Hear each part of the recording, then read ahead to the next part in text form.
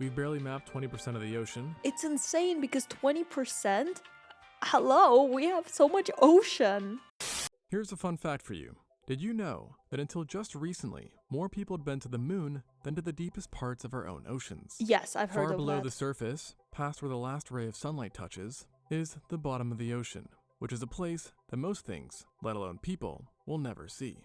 It's a place which is so inhospitable that if you were suddenly transported there, the pressure would cause your body to basically implode, your bones be crushed, and if somehow by divine or alien intervention you were kept alive, you would then freeze, considering that the temperature is barely above zero. Oh wow, so I thought the only thing that was stopping us from going there was the pressure, but I guess that's also really fucking cold. Cool, cool, cool, cool. And so it's not a shocker that the bottom of the world is just an endless void devoid of life, right? Well, surprise, surprise, it's not. Devoid of human life, yes. Because down there, in the deepest, coldest parts of the ocean, something strange happens, which to quote Ian Malcolm, life, finds a way. And so life definitely still exists down there. It's just from our perspective, highly unusual life. And one of the oddest things that happens is that not only does life survive, but it also gets big. Really big. In a place where pressure alone can kill you, you'll find creatures that are upscaled, stretched, and seemingly mutated. So insane to me that they're so large, and we're just chilling with them on the same planet.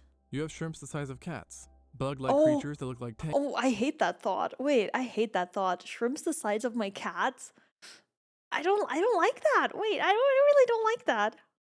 And animals with eyes the size. You have shrimps the size of cats, bug-like creatures that look like tanks, and animals with eyes the size of dinner plates, just to name a few. And the deeper you go, the stranger it gets. Most people think of the ocean as being one pretty much uniform entity, being blue, full of fish, and well, wet. But in reality, the ocean is actually separated into 5 distinct layers, each with its own ecological rules, Oh, so to okay. speak. And the deeper you go, the more Oh, interesting. I did not know that was a thing. Okay, cool, cool. I'm just looking at all the names of it. alien it gets, despite being in fact technically closer to Earth. The first 200 meters is the epipelagic zone, more commonly known as the sunlight zone. And this is the ocean we think we know. The coral reefs, colorful fish, photosynthesizing plants, etc. And together it's home to about 90% of all marine life, despite representing just 3% of the ocean's total volume. But once you cross that 200 meter or 656 feet threshold, well, you've left familiar territory behind. It gets colder, the light fades, and everything looks a bit different. And that's only the second layer? What? But congrats, you've now hit the mesopelagic zone or the twilight zone. And no, Edward Cullen isn't down here, but honestly, you might as well, because it's dim, cold, and spooky as HE double hockey sticks. This area extends to 1,000 meters or 3,280 feet. But funny enough, despite sunlight fading almost entirely, it's here that we encounter a new type of light on a massive scale, bioluminescence. Oh, this is so cool.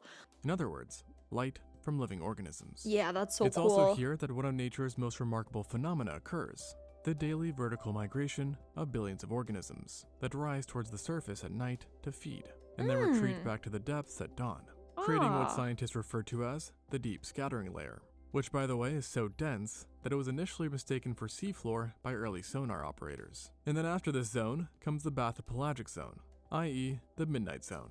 Here, the temperature drops to 4 degrees Celsius or 39 degrees Fahrenheit, while the pressure rises to 400 atmospheres, which is enough to crush most submarines and would be like having an SUV on every square inch of your body. It is also basically 3,000 meters of pure vampiric paradise, as not even a strand of sunlight makes it down here, with the only photons in sight coming from the increasingly bizarre life which calls the depths their home.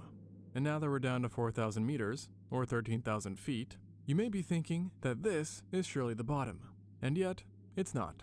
As beyond 4,000 meters, we enter the realm of the abyss, literally. Oh my god, is it really called the Abyss?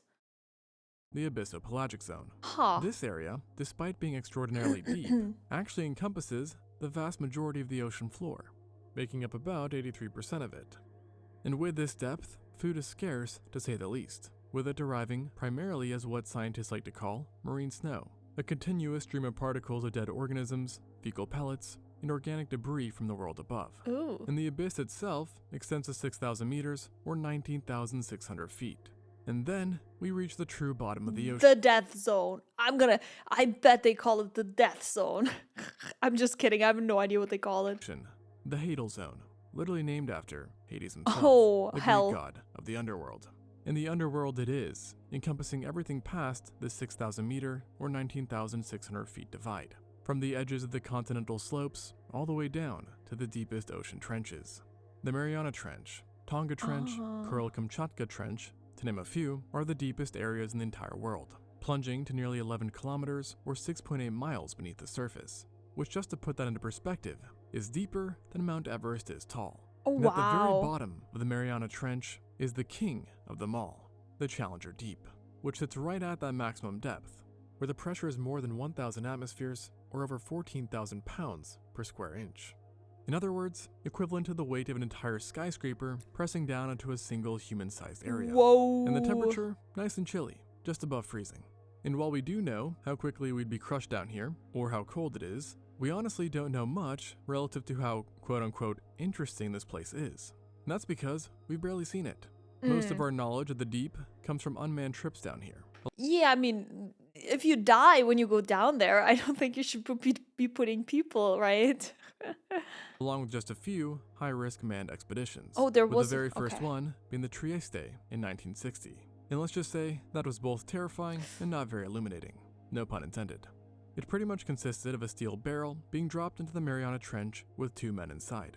Swiss oceanographer Jacques Piccard and US Navy Lieutenant Don Walsh. Did they survive? Dropped all the way in the Marianas Trench? On their way down, one of their windows shattered due to the immense pressure, but they did manage to make their Oh, way to the bottom, okay. staying there for 20 minutes, while all the while reporting sounds of creaking and strain from the vessel. And Okay, so I assume you'll be fine unless your vessel gives in. If your vessel gives in, you're subjected to the pure pressure of it, right? And if you're inside the vessel, it's only the vessel that gets subjected to the pressure? then back up they went. So honestly, kind of uneventful, but scary. And really, the most remarkable But I wonder if it already worked back then, why aren't we doing this more now? Maybe there isn't that much to discover down there, but I feel like we barely know anything about the deep sea, right? thing about this historic dive wasn't that it happened, it's what didn't happen afterwards, because no one returned to the Challenger Deep for over 50 years. The technical challenges were simply too daunting, the risk too high, and assumingly, the scientific returns were deemed limited compared to the extraordinary cost and danger. Okay, so cost and danger weren't worth the possible outcome, the possible knowledge gains. Oh, that makes sense. In fact, it was only in 2012 that James Cameron, yes, that James Cameron, Huh. made a solo dive down there in the Deep Sea Challenger, Huh. taking over 2 hours to descend. And he described the bottom as alien, featureless, and impossibly quiet, almost like a barren, desolate lunar plain. However, since then, there have been a lot more notable crewed dives and vessels. But to be honest, most deep sea exploration today, and in the past, was done by remotely operated vehicles, or ROVs for short, like Japan's Kaiko, France's Victor 6000, or the Nereus, which actually imploded under pressure in 2014 while exploring the Kermatic Trench. RIP. And that was only at 9,900 meters, or 32,000 feet, so not the bottom. And just goes to serve as a reminder of how hostile conditions are in the deep ocean. And honestly, even exploring the ocean at lesser depths is a huge challenge as well, because even when not at the bottom, the pressure is enough to easily crush equipment, the temperature cold enough to drain batteries, and the salt water all around corrodes everything it touches. But the most significant challenge to exploring the deeper areas of the planet isn't even the environment or our technology, but rather just how freaking massive the ocean depths are. And despite it representing a huge portion of the ocean, we've actually seen very little of it. Yet what we have seen has only defied our expectations, and that very much includes life itself, containing some of the oddest life forms we know about. And one unusual trend found in life down there is, despite the crushing pressure and seemingly lack of food, the animals here have a trend towards being massive. Imagine you were suddenly shoved into a submarine that was hopefully not made by a billionaire, and then tossed right down to the 700-meter mark. If you look out your little window, the familiar blue has long since faded to black, and the only light you're seeing down here comes from the submarine itself and perhaps some faint shimmering in the distance. The pressure has already exceeded 70 atmospheres, which would kind of be like having a school bus parked in your chest. And the great news is, you've barely begun your descent. But then, suddenly out of nowhere, you see a giant, shiny, translucent, floating Orb. spine? Say hello to Priadubia, our first deep sea giant. Ooh, okay. It looks maybe a little bit like a jellyfish, but with a spine? I can't even describe what this is, but it looks fascinating. And not that scary. And I say giant singular, but it may be more accurate to use the plural version, as this creature challenges our very definition of what constitutes an individual. You see, what Priadubia really is a colony of clones, called zooids, which are linked together to form something that essentially acts like a single being. And similar to how we have specialized body parts to do different things, like our mouth to eat with and lungs to breathe, each zooid has evolved to have its own specific function to serve the entire organism. But they're all Some alive. zooids handle movements, others feeding, and others still doing the dirty. And despite technically all being separate to each other, each zooid cannot survive on its own, and they must rely on each other in order to survive and thus form a single entity. And what an entity it is, being in some ways one of the biggest animals on Earth. Well, at least one of the longest, with the longest one ever found stretching over 45 meters. Whoa! Meaning that it is longer than a blue whale. That's one long boy. Well, they, them, literally, because it's multiple. Which is crazy to think about. Here we have a creature longer than a freaking blue whale, and yet most people have never heard of it. And yet, unlike a blue whale, it simply drifts through the dark in silent fashion, trailing its long bioluminescent tendrils like deep-sea cobwebs. And these tendrils, or tentacles, are filled with things called nematocysts, which is the same thing that jellyfish have and are used to sting and paralyze prey, which is exactly what the Priadubia uses them for as well, I see. preying on things like gelatinous sea life, small crustaceans, and possibly small fish. But thankfully for us, submarine is not a part of its diet, and so we move on. As we get to the 1,000 meter mark, or 3,280 feet, we are now fully embraced by the bathypelagic zone, the midnight zone. It's here, in this perpetual night, that we might encounter one of the ocean's most elusive phantoms, Stygiomedusa gigantea, aptly nicknamed the giant phantom jelly. This massive jellyfish is almost mythic in its rarity. Since its discovery in 1899, humans have spotted it only about 110 times in 110 years. It does look oddly beautiful, though, I'm not gonna lie. And I feel like saying phantom literally fits it so well. Which is crazy, because as its name so nicely puts it, this guy is no small fry. Its bell, i.e. the head you could say, spans 1 meter across, which is impressive, but it's really its arms that are truly freakish. And I say arms rather than tentacles because it doesn't really have any tentacles, so to speak, instead favoring just 4 massive oral arms that stretch up to 10 meters in length, flowing behind it almost like a ghostly crimson curtain. And so without tentacles, they have no stingers. So you might be wondering, how does it feed then? And here's the really creepy part. It basically just uses its arms to completely engulf prey like a living net.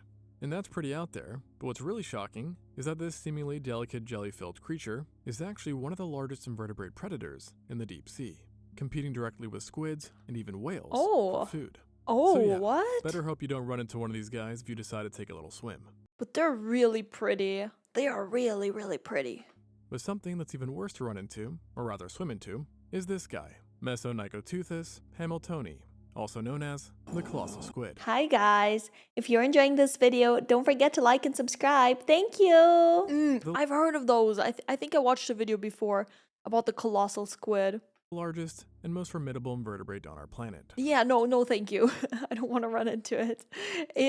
Even in comparison to the human, it doesn't look that big, but at the same time, I just feel like it shouldn't be that big, you know? It shouldn't even be this big. Forget everything you think you know about squid, as unlike the little guys towards the surface which are made into calamari, you'd have an easier time turning a lion into a steak, as these deep-dwelling nightmares are built like an underwater tank, weighing up to 495 kilograms. What? They're not just big, but also terrifying. Whoa, I did not know they were that heavy. What the hell?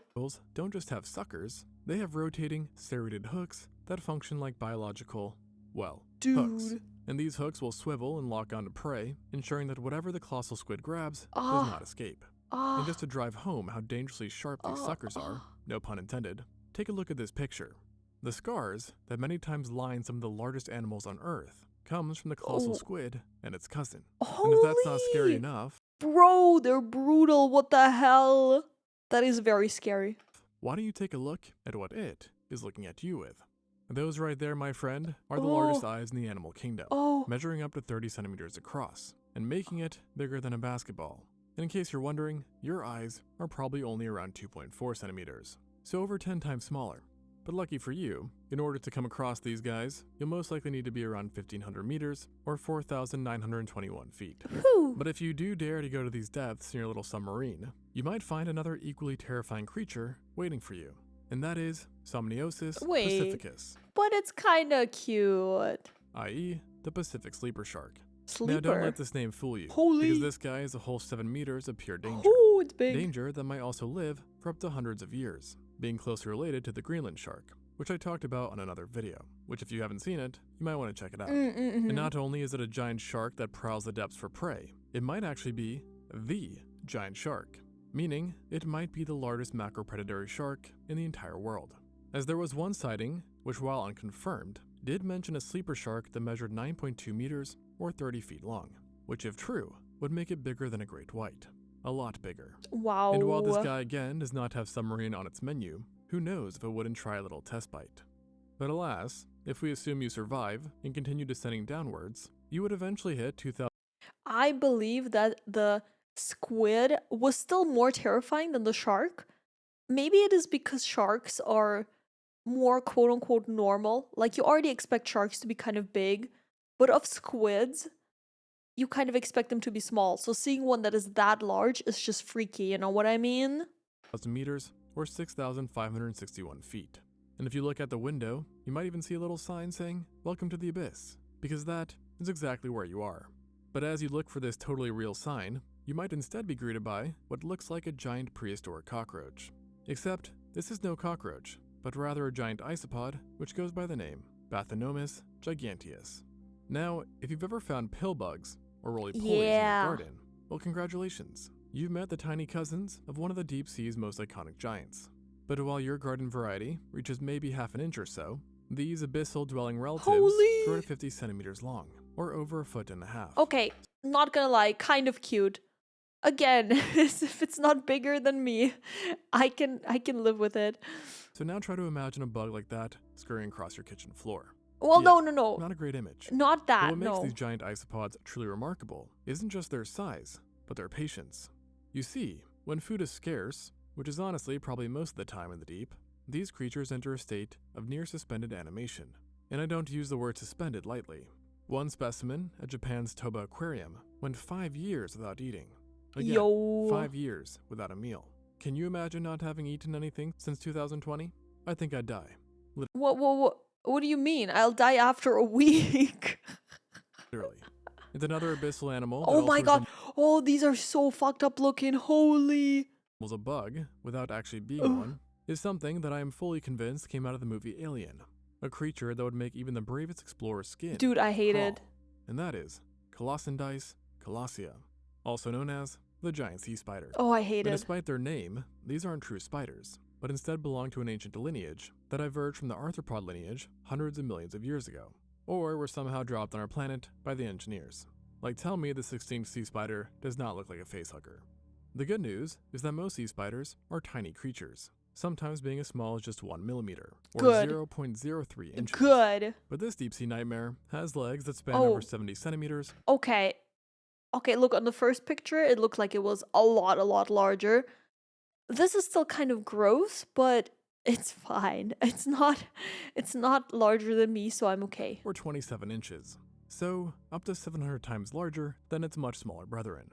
But the truly bizarre aspect of this creature isn't just its size, but what happens inside. You see, its internal organs have actually migrated into its legs, because Huh. there simply isn't enough room in its tiny body cavity. And this is actually something that extends to all sea spiders. So in other words, imagine if your liver and intestines had suddenly decided to relocate into your thighs. Oh, That's essentially what's happened here. Like I said, an alien. But perhaps really? the one that can top it in terms of alienness is a creature found near hydrothermal vents at depths between 2,000 and 3,000 meters, or 6,500 to 9,800 feet. What we're looking at here is Riftia pachyptila, the giant tube worm. These beings, which can grow to 2.4 meters or 7.9 feet, have evolved so dramatically that they've dispensed with the most basic animal features. In other words, they don't have a mouth, They don't have a stomach, and they don't have digestive systems. They look like they're all mouth, actually. Instead, their body houses billions of bacteria and a specialized organ called the trophosome. These microscopic partners convert hydrogen sulfide, a chemical so toxic that it would kill most animals instantly, into food. And they do all of this in water hot enough to cook food thoroughly, and under pressure that would crush a human like an empty soda can. So basically, they defy everything we know about being an animal. Yeah. But alas, That looks more like a weird plant to me than an animal, but I guess, you know, apparently it got classified as one, so interesting. our submersible journey is not complete until we've reached the most extreme depths. In other words, the Hadal Zone. And in this zone, between 7,000 and 8,500 meters, in the crushing darkness of the deep ocean, we find our final giant, Alicella gigantea. These oversized amphipods are distant relatives of the tiny beach hoppers you might see jumping around seaweed on a beach. But while their surface cousins measure just a few millimeters, Alicella has evolved to reach lengths up to 34 centimeters or 13.4 inches, with body weights exceeding 500 grams. Which, to put that into perspective, would be like finding an ant the size of a guinea pig in your backyard. So big, to say the least. But with all that said, this does raise one important question, and that's why? Why does the deep sea, with all its crushing pressure, frigid temperatures, and scarce resources, produce such oversized life forms? Space? There is space for it, so they just get bigger, I guess? Why does a squid become half a ton, a roly-poly into a monster, and a worm into a human-sized tube? Well, like most things in nature, there isn't a single answer, just a pile of rather compelling ones. Temperature is our first suspect. Down in the deep, it's cold, typically around 2 to 4 degrees Celsius, or 35 to 39 degrees Fahrenheit. And so for cold-blooded animals, colder temperatures slow down metabolism dramatically, and this metabolic slowdown allows them to grow more slowly over much longer lifespans. Okay. So basically, instead of burning bright and fast like their shallow water relatives, they take their time. And then food scarcity plays another crucial role. Because the deep sea doesn't really have any convenient snacks drifting by every few minutes, if you want to survive, you need range, endurance, and a body that can store energy. That makes sense. And so as a bigger animal, you can not only travel farther, but also hold more reserves, allowing you to outlast the famine between whale falls, or whatever other food source you eat.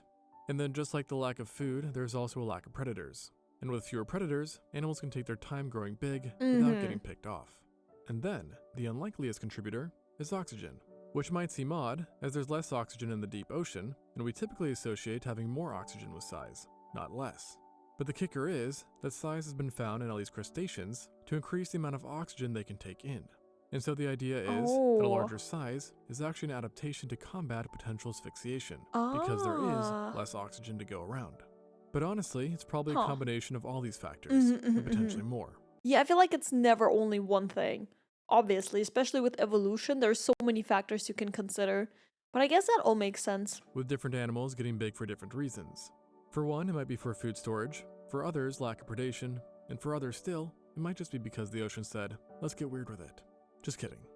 However, the wildest part about all of this is that these are just some of the giants, as we have only just begun to look.